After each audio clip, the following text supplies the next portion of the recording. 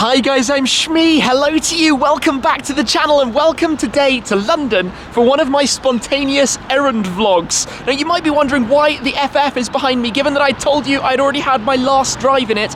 Well, it has sold, and part of the reason I've flown back this morning for today's video, the epitome of spontaneity, is to do with this car and getting it set for its new owner. Now I got a message the other day while I was on my ski holiday in the AMG GTR that my car storage was going to have some restoration works, which would mean there would be no access in or out for the next couple of weeks. Now that meant, obviously, I had to get the car out to take it to Posh Wash today to get it prepared, and while I'm at it, I'm also going to take the GT8 out to get that cleaned up following Autosport. It was trucked back and then parked up, and I'm also going to be taking out the LT because the next video I think coming up after this one is going to be something really quite exciting featuring that, so I'm looking forward to that one too. Now I've also heard that there might be some nice cars to have a look at around London, so fingers crossed later on we're going to be seeing some cool stuff too, but this is really the last drive in the FF today when I take the cars from storage back over towards my place. And as you know, if you follow these videos regularly, my errand vlogs, it's basically backwards and forwards getting stuff done. So let's get started. Take the FF over to Posh Wash.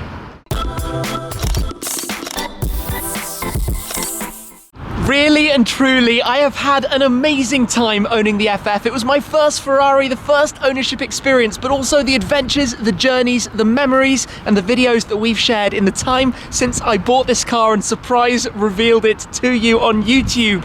It's done about 20,000 miles since I bought it, but way back then, when I saw this car for the first time, the color combination, the specification, there was no choice in the matter. I knew that it was going to be a good choice for a Shmee-mobile, and in fact, it is the second longest that I have ever in my life owned a car. The only car that I've had for even more time than this was my first ever car, a Renault Clio, and the only thing those two have in common is that they're both three-door hatchbacks.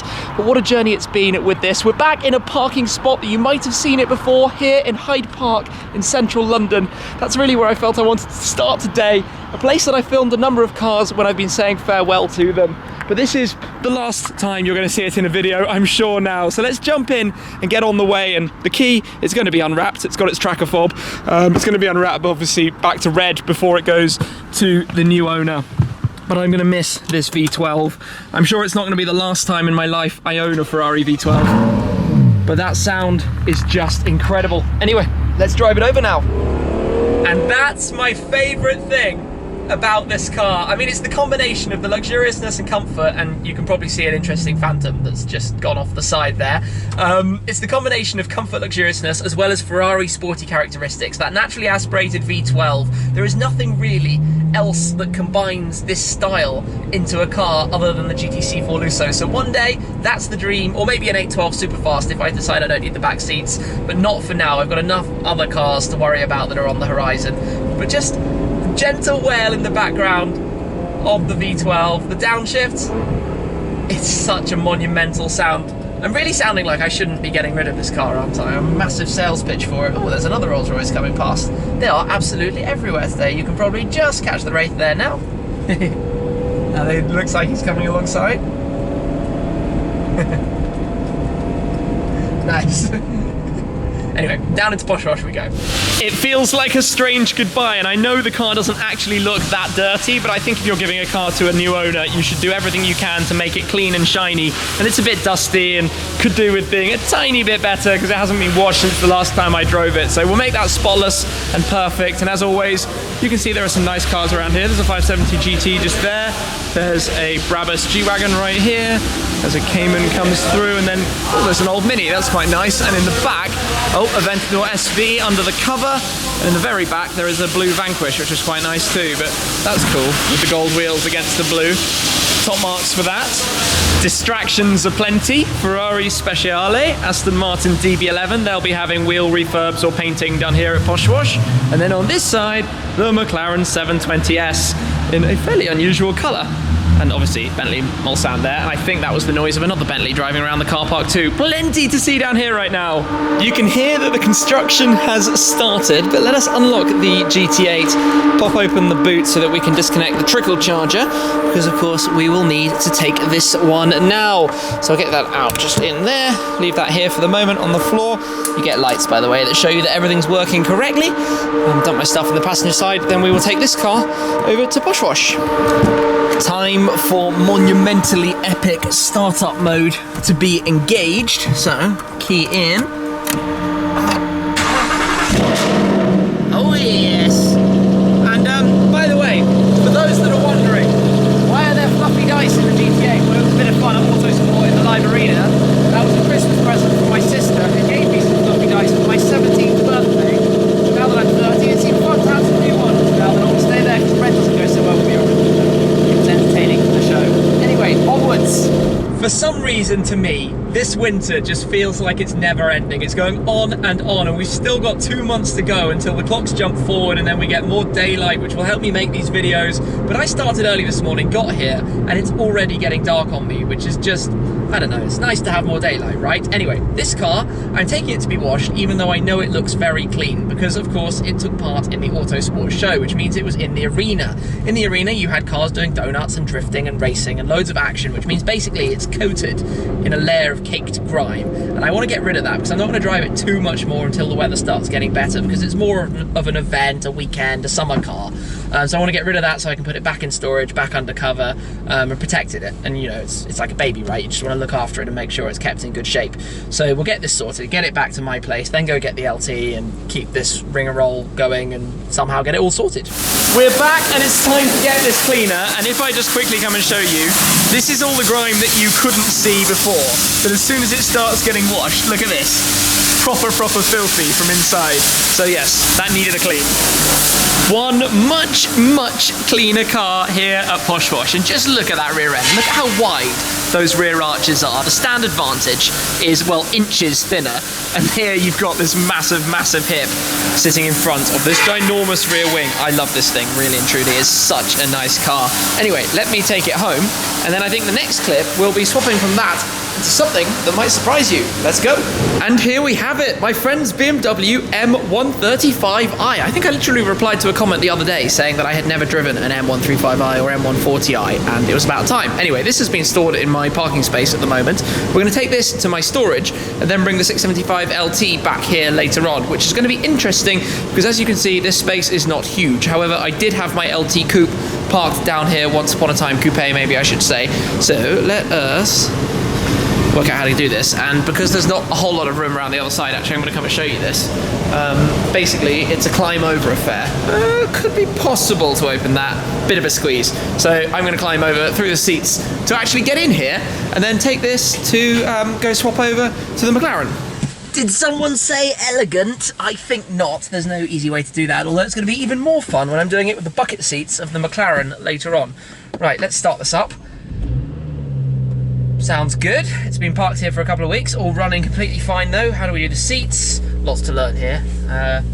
There are levers of all sorts. Oh no, there are buttons. My apologies. Right, let's drive. To be honest, I don't really know what I was expecting from this car, but I've just been sitting in some pretty horrible traffic and using it around town, where obviously you want a small hatchback with some decent performance. Well, not necessarily the performance side, because you can't use it in town at all, but this is the kind of car that you can use all the time. The same thing that I like about my Ford Focus RS so much. But driving this gently, obviously it's comfortable, it's smooth, the gearbox is very gentle. There are things that are previous generation, so to speak, like the dashboard and interior could be a little bit more refined and a little bit more modern. But you do get a sense of a car that is rather more premium than you might think at the bottom level of BMW, so to speak. Obviously M135i, now you get an M140i or a 2 Series if you want a coupe, an M240i, and we know that they're very quick and we know that they're very fun to drive. Well, also I believe from what I've seen, and especially from Mr. Joe Achilles, a friend of mine and sometimes co-driver on various of these rallies and events, who is BMW mad and always showing everything about them, and I've watched some of his videos talking about them as well. But for now, it's doing the job fine. I'll get over towards the storage and then finally get to the McLaren, which I have not driven in ages. That was fun then, but bye-bye BMW. It is time for the LT. And to bring this out of hibernation. It looks really blue there. I hope the camera shows it purple as it is. I still love these covers. Anyway, it's not been driven for ages. Let's get it outside and go for a drive. So fingers crossed we have a nice, clean, easy startup. In fact, the last time I even started it was about a month ago when I just came to keep it running around the garage. Right, let's go. Fingers crossed. Hasn't let me down. It always works. It sounds good. It sounds very raw and rumbly. So I will take off the tyre cushions, put them away, and then head on in towards town. Because it is time to go exploring and see what supercar I think it's bad to take it like 2 miles home and then park it again. But it's running, it's all good, it's nice to be back here. I'm really actually quite excited about driving it again. This car is so raw, it's ridiculous. I've not even been over 30 miles an hour yet, thank you Central London, but the feeling you get when you get back into it is crazy.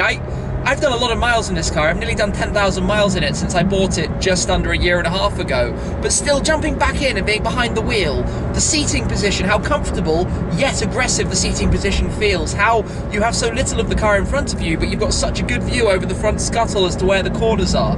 It just feels like a track weapon, a monster, a savage beast. And I'm really quite happy actually, because I was a little concerned of what I would feel like driving the car again, just because I hadn't in such a long time. But obviously I've done so many miles in McLarens to date. I think about 40, 45, maybe even 50,000 miles between my cars and the various press cars that I've driven over time. But being back in here, yes, it doesn't go over bumps like that particularly well, but being back in here, honestly, it's just completely woken me up and brought me back round to the world of track special supercars. It's very different to the AMG GTR. Don't get me wrong, the AMG GTR is a phenomenal machine that I'm using all the time because, as well as being really capable, it is very, very playful, but not quite as precise as this. This has a precision in the way it drives, the way it steers. The steering ratio is tiny, you know, tiny movements and off you dart into a different direction, where the GTR has a bit more give in it, it's a bit more Grand Tourer. This is pure hardcore. Yes, the Spider doesn't necessarily make sense versus the Coupe, but imagine what a 720S LT is going to be like, or what the Senna would be like, what the new McLaren Senna is like. My goodness. And stay tuned, because there'll be more featuring the Senna in detail very soon on my channel, which I'm really looking forward to as well. But this thing, it's just an incredible car, and I feel very, very privileged and lucky that I'm able to drive this, and it's my car still. It's not going anywhere in a hurry. If I can do anything to keep my hands on it, that is for sure. This isn't necessarily the perfect time of year to find supercars, but this is London, and it is always home to a strong number of them, and I believe there's a McLaren P1 around that we can go check out shortly. There are also plenty of things lurking in the showroom windows that I want to have a look at, including something very nice in the Aston Martin dealership. But let's just head around and see what we find.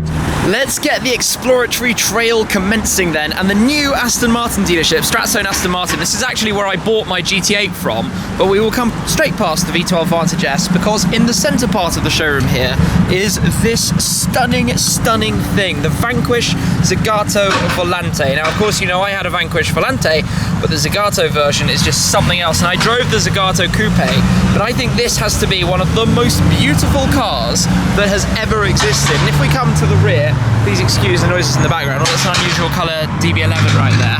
But if we come to the back of the car, look at those tail lights. The coolest design ever. Nice plate as well, Volante. Perfectly written, if that's the correct registration on this car. But this colour as well, I think it's either Diavolo Red or Volcano Red, two similar colours that Aston Martin offer.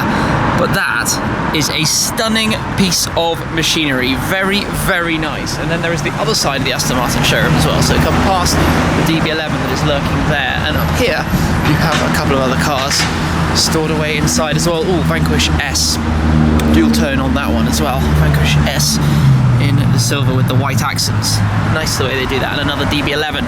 So that's actually where I bought my GT8 from, back before it was completely remodeled. It's a very nice showroom, pride and place on Park Lane here in central London, and some nice cars inside as well right now. A Maybach goes by with the number plate L1. That is very, very nice. I seem to have parked myself slightly in the taxi rank here, literally taxis lined up everywhere, but if I come through this way, you will see why I have chosen to park here, because just over there is a P1 that has made a few appearances on the channel to date. Just wait for the traffic. Right, we can come through and take a look at this. The Mso P1 from Qatar that I have filmed a number of times, even in this exact spot. The white car with some blue touches all around it, so you can see all the way around the splitter. Even the badge is in blue, but I think white and blue, very nice contrast. And if you look at the interior too, I think it was way back at maybe my 500,000 subscriber special that I filmed a clip with this car, which seems like an awfully long time ago, but it still just looks like something out of space. And the crazy thing is how alien that looks on the road. Imagine a Senna right here with a wing that puts that one to shame. and Aero that's just in another league from this, or even the Valkyrie. If a Valkyrie was parked here, it would just look absolutely mental. This is a very, very nice car. The unique touches. I think that was an Arbath going down Park Lane, making it a very, very nice look. Always fun to see. Blue stripe around the door mirror as well. And under this lighting, super cool. Anyway, back from Ultimate Series McLaren to my Super Series McLaren. Next up, Lamborghini London, which has also had a refit recently, but inside here, this Aventador SV Coupe, I'm just going to draw attention to this. The interior accents and the SV logo on the rear side are in lime green, which is really cool against the black. The calipers, are they lime green? No, the calipers aren't lime green. That would have been a nice touch that I think is missing. But then behind that, you have a Huracan Spider, a Performante, and an Aventador S. The full, I guess, lineup in advance of the arrival of the Urus, which no doubt will be here in no time at all. And I look forward to having a look at one of those too. But those are pretty cool. It's always worth a look inside the Ferrari showroom window, and first up is a satin red 458 Spider, which is very unusual. Presumably that's a Ferrari Atelier car. Then after that we have a 458 Speciale in the silver with the black stripes, which is again very smart. Coming on beyond that, it's very 458 or 488, in this case focused in here, the 488 GTB in traditional Rosso Corsa. Then we get the GTC4 Lisso, and I'm not gonna lie, I'm not a big fan of this spec. The red paint is slightly off to me, and that wheel choice is, well, most peculiar. I'm not sure if that's a T or a V12 from outside. And then beyond that, another Speciale as well, in black. Well, with the black stripes and the silver offcuts. Anyway, nothing crazy. Sometimes you see LaFerraris or F40s or lovely things in there, but let us jump back into the Mac. Now there is a very cool GT3 RS on the other side, but you can't see that through the traffic. Nothing particularly interesting behind it. Anyway, Qatari, I think GT3 RS, just lurking there. Pretty normal around here. Tons of Qatari Bentegas, he says, following one. There's literally a Bentayga on the road in front of me, and on the other side of the road there on the right, and a G63. And I'm trying to do my best to avoid the squeaky brakes in this car, but I'm not doing a very good job of it. However, it's really not good. I think that's a little bit of a symptom of the car not having been driven enough, a little bit of a symptom of having done track days and high speed runs. The pads probably need the top surface shaved off, or maybe new pads, I'm not sure, I'll investigate. One little look around the back of Harrods here, because a little birdie tells me that around this time we might bump into a Bugatti. We do have a California and we have a Continental GT, but I'm hoping there's a Chiron here. If there's not a Chiron here, then I'm going to be out again another time to try and hunt down the maybe Chiron that could be here. But hey, this is what car spotting is. I haven't done it for ages. Normally you do it on foot, but then it's a bit cold right now. Hey look, more Bentegas. Literally, those things are everywhere. Absolutely everywhere. Or maybe the Range Rover on the right. Guess what? Another Bentayga behind a Rolls Royce though. I should probably have mentioned the Rolls Royce first. And a 599 parked on the other side. I don't know if you could just see that at G63. There seems to be a theme here with the cars that we're seeing, a trend. The same cars over and over again, more or less. G63s, Bentaygas, Range Rovers. Yeah, that's pretty much it. Loads of Range Rovers parked down here. I was kind of hoping we'd see some more interesting stuff, to be honest, but not really happening this evening. What is that? Is that a modified S63, or is it just Nardo Grey? Everyone's favourite internet colour, Nardo Grey. That kind of flat grey. Should I have a Nardo Grey car one time? I feel like maybe it's on the cards. Anyway, I think that's more or less it for today. There is a blue F-Type in front of me, but not too much to see, really. Well, he's saying not too much. It's not like I haven't seen a P1 this evening, which is always pretty awesome to walk past.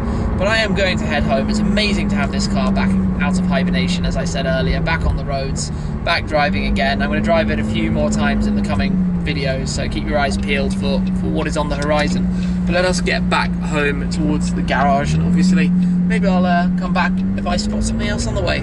Let's just say that that space is very cozy. Now, I could have filmed myself climbing through, but it was really, really awkward. I wasn't going to be able to get out of that car in any dignified fashion at all. And I know it kind of looks like there's just enough space on the right-hand side, but even that with the door open is not pleasant, shall we say. And that's with it parked right up to the wall on this side. And yes, maybe it could be ever so slightly closer, but this pillar sticks out a little bit. I could fold in the door mirrors, but the rear is tucked in as close closely as it could actually comfortably get to the wall there. So I don't regularly keep a supercar in that space. It's normally used for the Focus or my friend's car, or it was the Mini space back in the day. We keep a bicycle at the back. But now it's the LT space, given that the storage is closed for this brief period. Anyway, this has been kind of an eventful day. Usual kind of errand running, backwards and forwards, taking some cars to be cleaned. The FF now being prepared to be sold, as strange as that sounds. The LT having come out of hibernation, which I think is one of the coolest things. I love this car so much. Driving it again is very, very special. It feels like driving a new car again, which is really, really cool. And it's so different to the AMG GTR. So different as a car.